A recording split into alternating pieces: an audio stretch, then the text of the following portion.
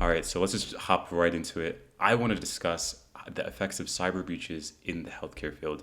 Now, there are two ways, at least from what I've seen, there are two ways that cyber breaches affect healthcare companies or healthcare field or whatever you want to call it this time. There is the business side of things, and then there's the patient care. I want to focus on this video on the patient care side of things because I come from the healthcare field, and I want to discuss like the impacts and like the severity of cyber breaches in the healthcare field or cyber attacks in the healthcare field. And I have like a short thing that I've created just to kind of get my notes on. I'm going to be looking over here to kind of just read off of it. But essentially, the main thing is that there has been an increase of the mortality rate regarding cybersecurity breaches or attacks from a 27% to a 28% in 2024.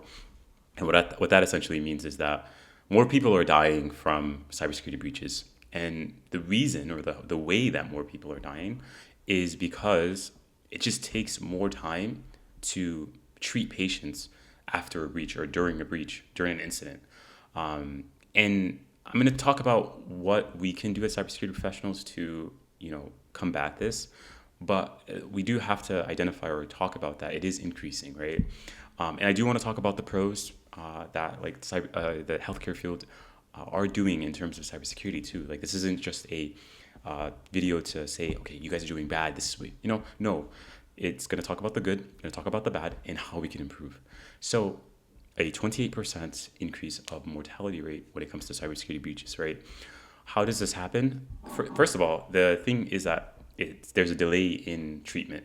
And there was a research study done by Rama. All right, so there was an increase in the wait time for the ER. So there was about a 3-minute increase. This essentially affected people because if you are coming into the ER with a heart attack problem or a stroke problem or something critical and it's taking 3 extra minutes, like obviously this is going to increase like the chances of you dying or like the mortality rate increases. And I don't know how sensitive YouTube is, but I'm going to upload this video onto YouTube. But yeah, essentially there is an increase in time that like the hospital systems are offline. So if we get hit with an attack or a breach and all of our systems are down, that's going to increase the time that it takes to treat patients. And if it's a critical patient like we just talked about, it's going to hurt them. And if it's somebody that's already like in the hospital being treated, it's also going to hurt them. We don't know. Sometimes we don't know like if that 1 minute is critical, that 2 minute is critical, that 3 minutes are critical. So the postponing of surgeries, diagnostics, and like just treatment, it all relates to time being increased to treat the patient. And time is, in the healthcare field, time is very valuable, just like in cybersecurity. But before we move on, I want to talk about how we can decrease the time it takes, right, to combat these stuff. And the main thing is the incident response process.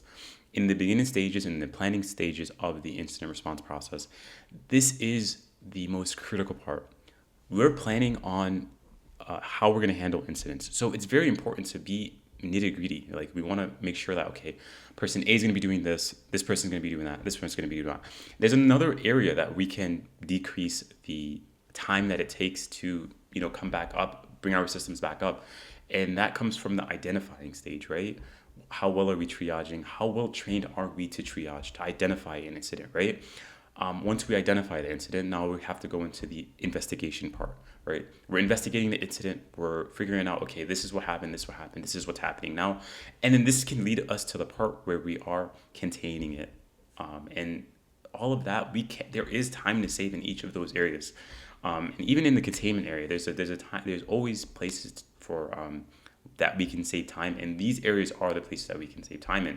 So moving on, but that's where we can put our focus or emphasis on in all of this. But again, miscommunication between IT workers or security workers and the healthcare patients or the healthcare staff. It happens during breaches. There is panic. There is panic because there's not a good incident response plan, right? So I'm saying in the initial stages of the incident response plan, we are doing clear cut, like who's going to be doing communication to who, how are we going to get that information relayed to the, whoever needs the information, right? How well we do in an investigation, how well we do a triage, how well we do an identification, and how well we know cybersecurity. All of these are factored into communication. All of this is factored into saving time. As we save time, we can save patients. And the end goal is really to save patients, right? This video is all about patient care, the importance of patient care in cybersecurity, and how we can make it better. And right now, like the healthcare field is doing actually a really good job when it comes to cybersecurity. There's an increase in budgets. There is there's really, they're almost perfect, I would say, when it comes to procedures, right? And compliance. But we also know that a lot of the healthcare breaches are more third party, and not like necessarily the hospital, right? But the incident response process or planning, that phase is highly critical. I don't know how many times to emphasize it. We save so much time in that. And also, I think what lacks in the incident response process is kind of stimulations to get people used to, doing their role. So it's not like the first time when a breach happens, it's not the first time that you're doing, an investigation or a triage or communicating with the non-technical folks to get things back up running, right? So that's all really I have. This is a very, very long rant, I would say, but this is all my opinions. And if you enjoyed this video, this is not all there's numbers behind this, there's facts behind this, but like my opinion on it being that we can save a lot of time in the incident response process. It's a very strong opinion, I would say. It's a strong opinion backed up with data. You can back it up with data. And if you implement things right, you can definitely see a decrease in the mortality rate and a decrease in time that it takes to get back up running.